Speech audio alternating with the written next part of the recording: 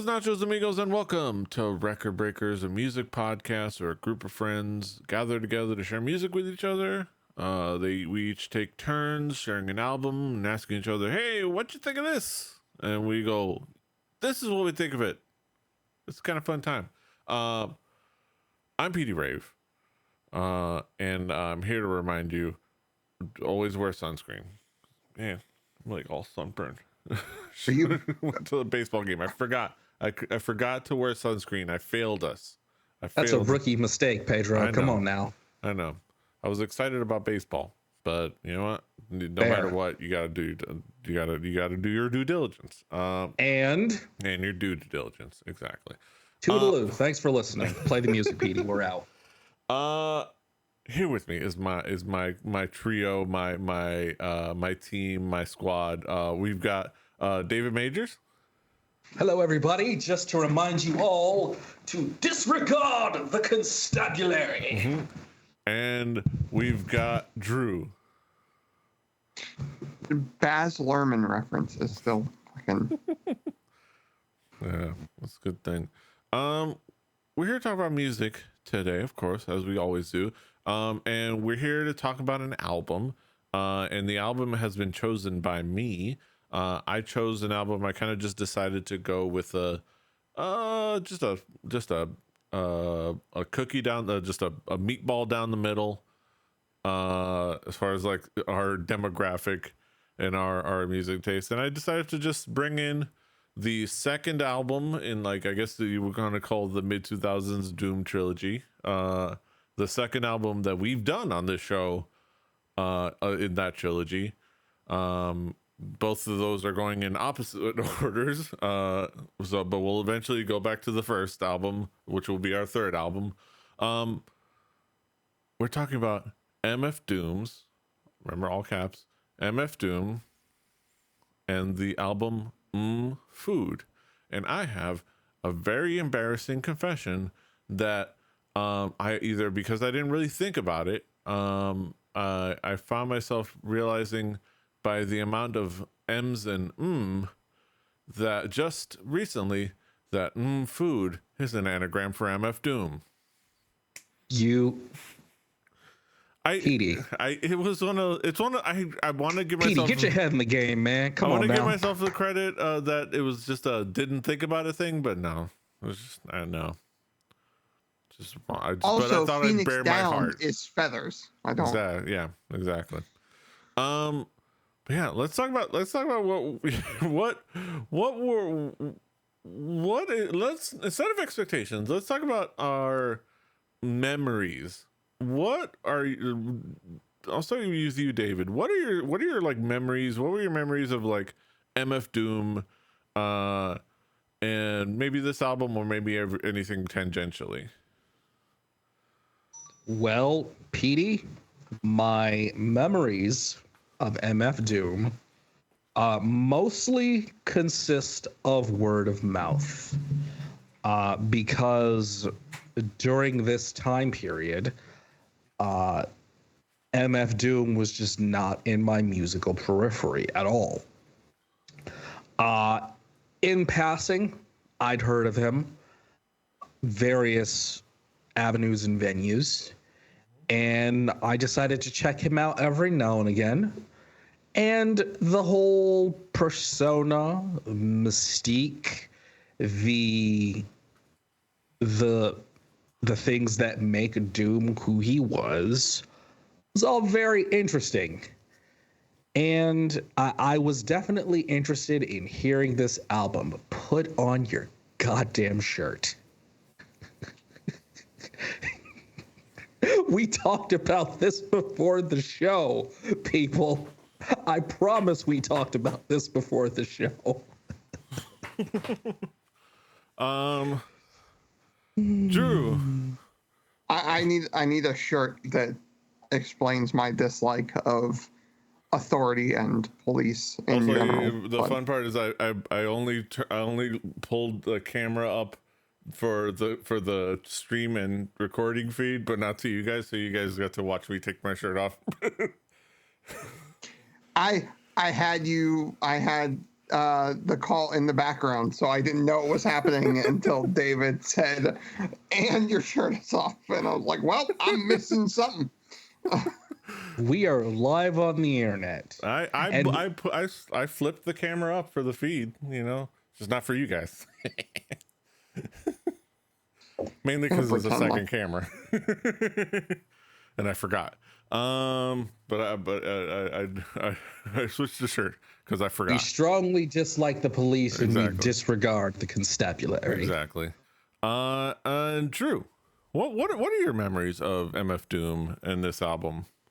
Well, much like David, MF Doom is always somebody that like I've heard in passing. I've heard from other people. We've done Doom before, I believe. But it's something that like every time I've heard it, I've been like, oh man, this is cool shit. I need to go listen to more of this shit. And then I don't, and I never know why. And then it's brought back up to me and I'm like, I need to listen. And then that circle keeps happening. So I was very excited. I've always kind of seen MF Doom as kind of the eternal title holder emeritus of the title of your favorite rapper's favorite rapper. Would you say that's accurate? I would be hard pressed to say no. Yeah, it's a pretty accurate kind of like assertion of it. He's a lot of people's like go-to guy, and is hugely influential to a lot of people. So it just didn't like his style and his flow. So yeah, he was it's hard to say. I mean, if you look up, there's a lot of people that will like put it a lot more eloquently, but yeah, he was in the like being this character, but also in this like way that he flowed, and the way he he approached the wordplay, approached the production. He's a rapper and a producer. So like it's just he was a big part of like the alternative hip hop scene in the 2000s, and that is a huge influence in a lot of like the hip hop in a lot of places. So it's like he's that I can see it, like he's that weirdo that all the like the professionals are into, but it is an apropos title. But yeah, getting into the album, we like we said, it's the second album we've done on the show. We did Danger Doom, which was him and producer Danger Mouse collaborating. Haven't we done Mad Villainy? Not yet. Not done Mad Villainy? I have everything jotted down. Like I said, we're going backwards in the trilogy. We did the third, the second, and now it's second. Now and then we'll do the first eventually. But we've done Mouse and the Mask before, and now we're doing MF Doom. Oh, now we're doing Food. And this one is just Doom with a little bit of Mad Lib, kind of getting a would-be Mad Villain track that didn't make the cut. And this album is just 2000s alternative hip hop in a nutshell. Doom is a guy that was a guy who excelled in wordplay, odd, peculiar flow, very loose, very conversational. Like it was precise, but it was very like just chill. It's very weird, nerdy.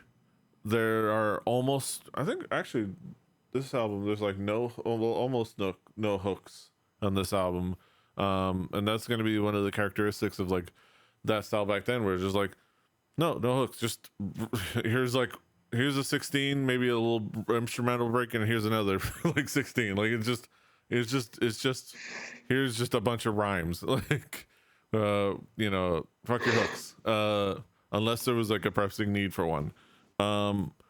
And that's one of the biggest things that feeds into the music, into the how this album is musically. It is that very classic like sample heavy production style. There's a lot of like not just like music samples, but a lot of like old superhero cartoon samples. To the point where there's just entire tracks of just a beat and a bunch of like snippets of old like Fantastic Four cartoons like and etc.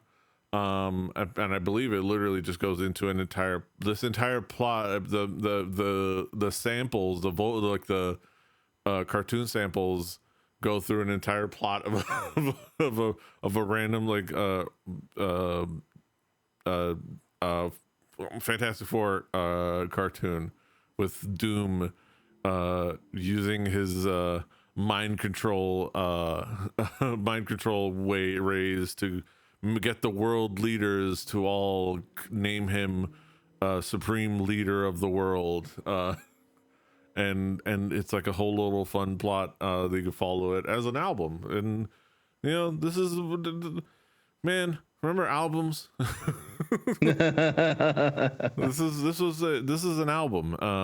And because like there's a lot of like there's several memorable songs that you can just listen to on their own, but this album is an experience, even if it kind of just like bounces around and is just like seems random. It's just a nice experience of like just this thought process and like putting together these like these interconnecting like skits and fun things. It's Doom has talked about how this album is like a concept album of food. Just about food. It's just about just making rhymes about food. But there's more to it, and there's more moments of that. There's a lot of moments of like making references to various things, including banging hoes, but like in a nerdy rapper, in a wordsmith rapper kind of way. Also, Canceled. Yeah. And also little like there's a lot of like little clever ways that he throws little references to things, like even like little fun ways, and the fact that he references the fact that he's Muslim, like he'll like reference the fact that he doesn't eat pork, like in various different little clever ways, or at least utilizes it to kind of come with like a fun turn of phrase and things like that.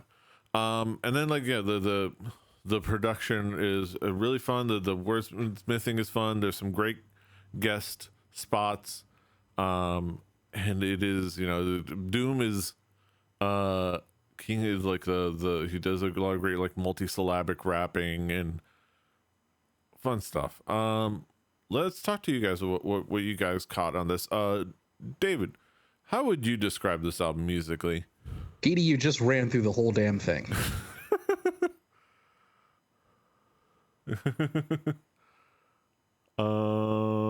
Drew, how would you describe this album musically? Well, the thing I will add is that the thing about Doom that every time I hear him I think about is something you touched on, but a different thought process to it, is density. Mm-hmm. Like you said, there's not really hooks, right? So the thing you get is like a very dense amalgamation of thought, which I think is really, really cool and really does go to like this era. I think the having the concept be using picnic foods as metaphor, I think is really like the right level of weird for me as a human being. And usually I'm not one for skits, but the way these are used in like sort of a sample format and drawing from like old movies and cartoons and stuff, I think is really, really inventive.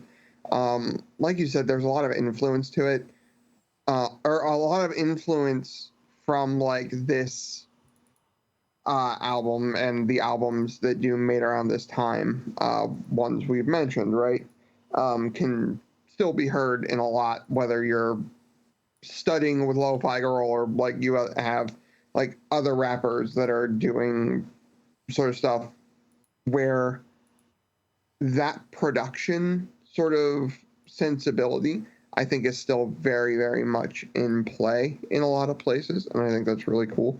And there's humor to it in places, which I think, like, sometimes when, because some of these subjects are a little bit more deep and important and like sort of impactful, especially early on in the record, I feel like. But there's still jokes, there's still levity, there's still funniness to it, which I think is always a good thing. Yeah, as we get into some of the tracks that we zeroing on, it really just starts with beef rap, which is a nice connection to going back to when we talked about A the nice mouse and the mask. medium well steak.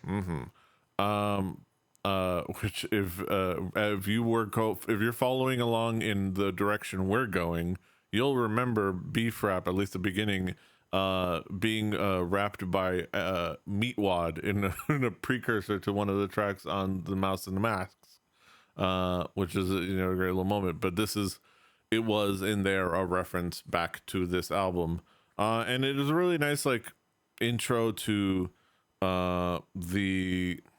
the style that you're gonna come to expect, the rapping you're supposed to expect, the flow, the kind of like approach to like humor and style that you're gonna expect further along in the album. The fact that this is on its own. If you like listen to this track, this is like a good like cross section of what you would expect on the entire album. It starts with a little skit in the beginning about with like various quotes from cartoons and like movies and things like that, and then it gets into the rapping, and MF Doom is fantastic. It goes without saying that with every track of this, the every track that I'm going to talk about, if with the exception of one in which he doesn't rap, the statement MF Doom kills it with the raps applies to all of these. Of course, you go into One Beer, which is the like leftover Mad Villain song that was originally going to be on Mad Villainy, but decided to kind of be left into this album. I think the only track that or one of the only tracks that Doom himself does not produce. This and Con Queso are the only ones that he does not produce. This, Con Queso, and Count Bass D. But this one is it's just a fun track. It really kind of like is gonna give us a taste if you're going in our direction. Give us a taste when we go back to Mad Villainy, into that album and what to expect from that. So look forward to that. And of course, I think one of the really, I'll go with let's say like 3 or 4 tracks that I'm going to put together as essentially one multi-part song, like a good concept album should have. Which is 6 through 9, which is the sequence of Poop Pup Platter, Filet-O Wrapper, Gumbo, and then Fig Leaf Bicarbonate, which is just all together just a lot of like just some simple beats and a lot of like these like samples, like random like sound bites and samples that tell a little story, and almost is like it's like MF Doom rapping with his samples. Like he is sitting there just laying down raps just with his samples. He's like bumblebeeing it. Is everywhere. It's like he's like doing his like rap sample version of being like Bumblebee, where he communicates with like random sound bites, but all kind of like create this whole like this little like sequence of things, which ends up really fantastic. And then there's of course the like one of the more popular ones, and I realize one of the most listened to on Spotify, at least, Rap Snitch Knishes. It is, you know, featuring Mr. Fantastic. It is one of the ones that I think the only one that has a hook, and it, I guess it benefits from that.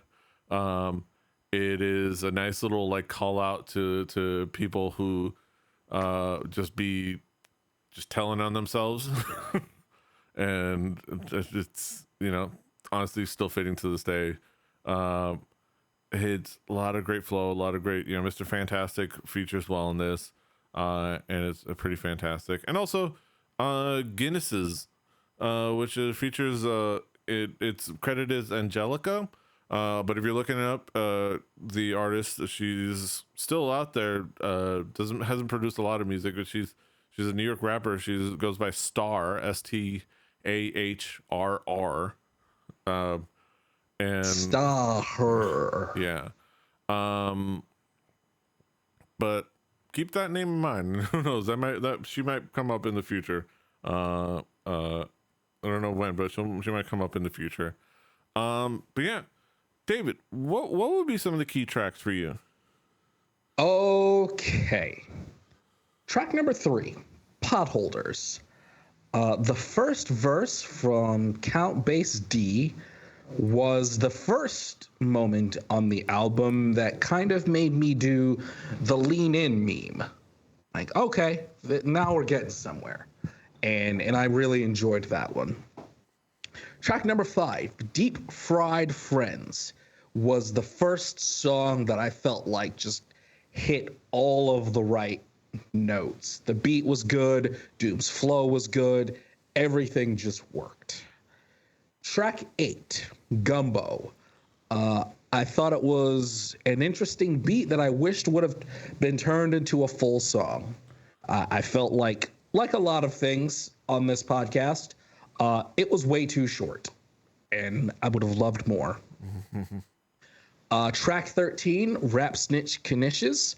Mr. Fantastic was outstanding here. He was just absolutely outstanding. And the final track, Cookies, spelled with K's. I was really a big fan of the snare drum on this track. I like the snare drum. Drew, what would be some of the key tracks for you? Oh, you're muted. Yep, I noticed that just as I was about to talk. So one, getting into samples of old movies right off the bat with Beef Rap, like 5 skits. Like I said, I'm usually not a skit guy, but this is great. And then immediately going into, like I said with Density, amazing rap using beef the food to address beef the beef, which it can be a very, very heavy topic, considering like the one that's always on everybody's mind when you talk about rap beefs. But also, if I remember correctly, 2004 was like you were getting out of the Nas Jay-Z stuff. Like you always have Biggie and Tupac on the mind. Like, Yeah. that sort of stuff can very quickly go into very, very bad places. But I think it's dealt with well here. Like literally it's cautionary tale, right? Like that's kind of what the goal is. Guinness's, there's, when you bring somebody else on your album, especially for something like this where he doesn't rap on the track, Doom isn't rapping here. To me, features in general, whether it be something like this or not, you're either bringing somebody in that complements you or contrasts you. We've dealt with a very, very good use of contrast, in my opinion, when we did RTJ 3 with Detroit's own Danny Brown coming in on a track. And he very much contrasts with LP and Killer Mike.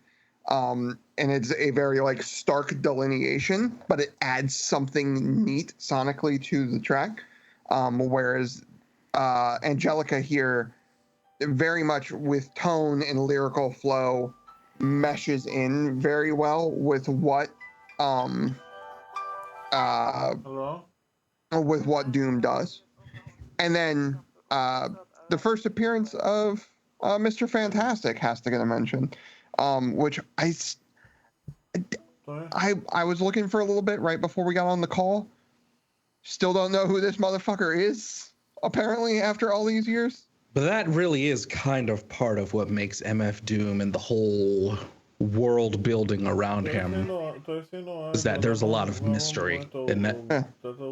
And there's buy-in too. I think that's really cool. Like whoever Fantastic is, like especially when Doom passed, could have been like, hey, like I want to give a shout out to a guy who let me be a part of his universe for so many years, blah, blah, blah, and like come out and said it and had receipts and all that. But he didn't. He willing to keep up the game, which is the respect somebody like Doom sort of gets in the community, in the hip hop community, right? It's like, nah, Fantastic could have cashed in on that name knowing that like, oh, I'm not going to be Mr. Fantastic on another MF Doom record. But he hasn't, and I think that's really kind of cool. Yeah, let's bring it back around the horn, talk about some conclusive thoughts. David, what would be your conclusion on this album as a whole? MF Doom is a prime example of why I will never call myself anything more than the most bare bones casual hip hop listener. I've always been familiar with MF Doom, going as far back as like 2004, and I'm aware of his standing in the hip hop world, and I know I've heard a few songs in passing, but I've never really gone out of my way to seek him out. So I went into this with an open mind, kind of knowing what to expect, but it was still fairly new for my ears personally. I'm really curious about how many beats MF Doom made for other people, which is not to say I don't like Doom as a rapper, as an MC. I just think that he is an outstanding producer and beat maker. And I will say this: you could look up things like look up Metal Fingers. I forgot to mention that it's almost like 6 through 9 was an MF Doom. It's almost like he handed the album over to Metal Fingers, his like producer persona. All right, because all of the beats on this album were outstanding, and the features, all of the guests really, really shined. I want to stress that I think that Doom, for me personally, is like a 7 or an 8 as an MC, but as a rapper, but as a producer, he's like a 15. Just absolutely fantastic. He was obviously an extremely creative guy, and the type of guy who answered to absolutely no one, and I respect the hell out of that. In a lot of ways, it feels as though Doom is almost beyond critique because he's so influential to so many people, and so many hip-hop fans hold him in such reverence. But overall, I had a decent time with this album. I loved the production. I love him as a beat maker and a producer. As a beat maker and producer, he's brilliant. And I think that the whole universe and persona he created was nothing short of genius. Yeah, I if you look up like his production discography on Wikipedia, it's a whole ass article in and of itself. For example, he did several albums on Ghostface Fish Scale album. Ghostface. That Yeah. makes a lot of sense because Yeah. I wrote in my notes. That it seems like he is almost a distant cousin of the RZA. Yeah, he did on Ghostface Killer. I think he did a couple of tracks on Joey Badass's 1999. That makes a lot of sense. Bishop Nehru, Master Ace's album, Madoon, something. Yeah, he's like, and and some Joey Badass's Summer Nights has one song produced by him. Yeah, and he's a so if you look at that stuff, and of course he produced a lot of his own stuff. Drew, what will be your conclusion on this album as a whole? Well, like David said, Doom's someone whose reputation precedes him. If you even have a passing interest in the hip hop community, MF Doom's name comes up, and often.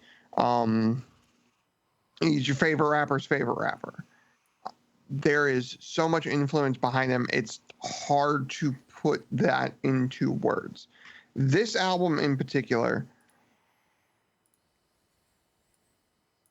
I liked the skits, but again, it almost takes away from what it is. And the realization is that, like, when I listen to a lot of rap, it's like in the car, windows down, nice day. Face Didn't down, have to use my AK. Sorry. Not faced. What the fuck? I don't know. You want to do that again? I'm just, you know what? You can't take the Miami out we're of me. leaving it the fuck in. But it's one of those things where it is something that the ability is dense and it is there and it is so abundantly clear. I wouldn't go so far as to say like this is a quote unquote homework album, as we used to call them, right? But it is an album that if we sometimes throw the easier rap albums at you and then you listen and you're like, I like that, this probably isn't for you. If you're the type that is looking for all the like connections and how the story of like Tip Himp a Butterfly works and you haven't heard MF Doom, then I would go back and listen to this. It is a hip hop record, the same, like it's the same way I would suggest like jazz to certain fans of like Rush. I would have to like, okay, why do you like Rush? And like figure that part out first before we go down a jazz hole. This is the same way. Leave my jazz Oh, you hole like alone. rap music? Why do you like rap music? Before I'm going to put this record in front of somebody. Yeah. This album is just a nice cross section of what makes MF Doom so wildly crazy talented. He was a absolutely fun MC, absolutely creative, inventive, weird, funny, serious, MC that had, that was New York as hell. And even though he was born in the UK, he was absolutely a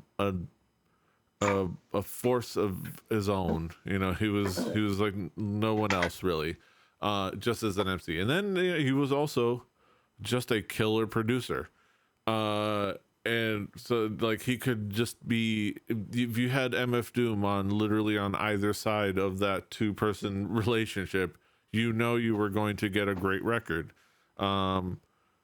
Like we had with The Mouse and the Mask, and why The Mouse and the Mask just by circumstances of that being the one that I got into and back in the day, and I didn't get into this one back in the day, but obviously it's a great album, and I listened to it recently.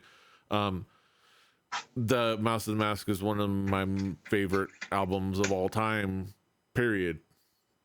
End of story. Because of that, because it's so memorable, so many great moments, and then this one is so memorable, so many great moments. It's an album that I could just not stop listening to, like today. Even to like today, I was like, just as we were about to record, I had to force myself to stop it. like I was just listening to it over and over again. It's just like, no, okay, I can't listen to it anymore. We have to record it some point soon. So it's like, it is all of those things. You can see the sounds, the styles, the approach to music, the approach to personality, the I don't give a fuck attitude, the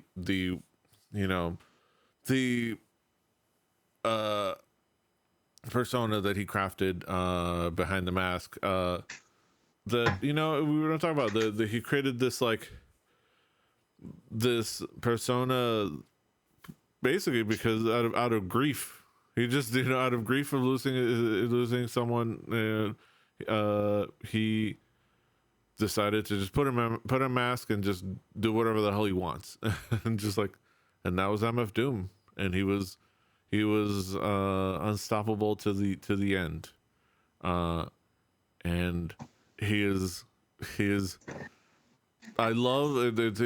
I can't imagine he's the only one where the Wikipedia, where it says like it puts it in the name has, the header has to give it into just capitalizing the first word or letter. Just that's regular format. Because for readability, just like Kenta. Yeah, but they put it at capital M, small f, capital D, small. It's not correct, but they do it for everything because it's for readability, just and for their own system. But they will say stylized as, and then but for his, they just simply say stylized all caps, and then all caps links to the links to the song. It quotes like all caps when you spelled a man name. Like there's a reason for that. Or like, oh wait, I was wrong. It just leads to all caps. But on the just in typography letter. Okay, I've corrected myself. I am stupid. But on the top, that was wrong. But what is right is if you go to the Wikipedia for all caps, the Mad Villain song is linked as for the songs. See these two songs, which mean nothing. Ignore what I just said. MF Doom is a huge influence for a lot of reasons, and this album really showcases why. And it is. Hopefully you've been following, or hopefully I can't imagine anybody's binged our playlist, because we do have the playlist. You can just like binge the album episode. So this will be the second time we've done MF Doom, so you followed along the story, and then you've seen the second album of the trilogy. And there's a reason why these like three albums are so influential. Well, we saw then, we see now, and we'll probably see at some point in the future with Mad Villainy. But yeah, not much else to say other than this album rules, and it's awesome, and you should listen to it. Let's get to the main event of the evening, the moment we've all been waiting for, the Haiku Reviews. Let's get down to the nitty gritty. My Grand Marnier has really kicked in. Haikumero numero uno. David, what is your haiku? Some outstanding beats. A legend to be revered. True evil genius. Drew, what is your haiku? May he rest in peace, dead well before he should be. Influential voice. My haiku. MF Doom flows sick with villainous beats and rhymes, deep fried and feels fine. And those are our thoughts on MF Doom's food. You can, of course, find it on our Spotify playlist and our YouTube playlist. I just finally finished the YouTube playlist on our YouTube page, which is two of them, because I found out that the maximum amount of videos you can put on a YouTube playlist is 5,000, and I managed to have to get to that level, which is we've been doing we've been doing this a long time. We've been doing a lot. Were you of looking albums. for individual tracks or like album videos? I did YouTube music, so just the YouTube music, individual tracks tracks by YouTube, because I figure that's the most consistent. You're listening. Plus, you can do that for the most part. You can just literally pull up the playlist on YouTube Music in the app. But the YouTube playlist, follow along, all the albums, all the episodes that we've done video versions of and have on YouTube. I will, if at some point we have that early gap, I might make just like a visualizer YouTube version of those like few episodes, just to kind of like have those retroactively exist, and then slot those in as well. But yeah, follow along there. You Spotify playlist, YouTube playlist. On those playlists will be next week's album, and it's going to be provided by David. David, what have you got for us? What do you got in store for us? Petey, I was debating on whether I wanted to stay within sort of the early 2000s landscape, or if I wanted to do something a bit more recent. But just as we were recording this, I've decided I'm going to stick in that time frame. This particular album is maybe, as far as formative music goes, for me, it is top 3. It is maybe the most influential album of my entire musical scope. At worst, it's number 3. I found this album, and it genuinely changed my life. It changed everything that I thought I knew about music, and it was everything that I wanted. This album is from 2002, and it is a band that I have not brought on to the Record Breakers podcast in a very, very long time, but I think I've had enough of a gap between times. In fact, it was the very first appearance of ya boy on the Record Breakers podcast, where I brought the preceding album from 1999, and now we're going to 2002. Yes, that's right, everybody. It's Dream Theater time, and we are talking about their 2002 album, 6 Degrees of Inner Turbulence. There's some high heat at 101 miles an hour for you, Petey. Yes, sir. 6 Degrees of Inner Turbulence. Not of Kevin Bacon, but I'm sure that we can involve him in some way or another. But look forward to that. You can find it all of them. Oh, by the way, everybody, I mean it. You better buckle in, because this is a double album. Strap in, strap on, and let's get going. You can, of course, find it on our Spotify playlist. Play Record Breakers, the home game. Do your due diligence and your due diligence, as well as our YouTube playlist. Go check it out. You can, of course, find us all over the internet on YouTube, as aforementioned, Rebel ATV, Rebel ATV on Twitch. You can find us live there with this, our Through the Tomes, our Real Play D&D show, and our bitter millennial podcast / rep wrestling podcast / we also kind of play. We're not bitter.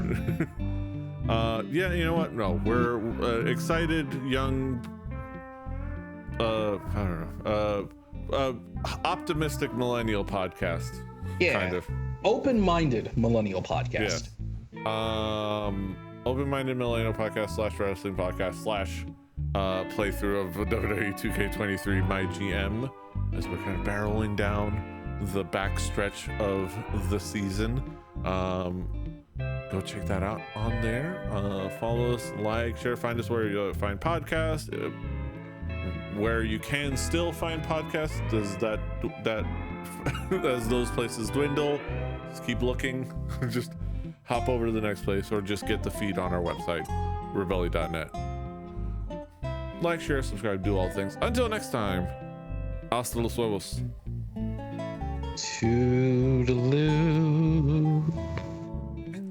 Annyeong. Fighting. Live long and prosper.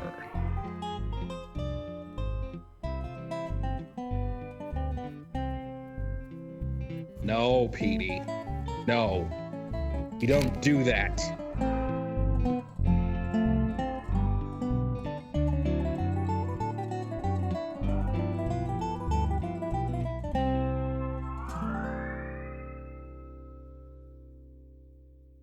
Diamond Club hopes you have enjoyed this program.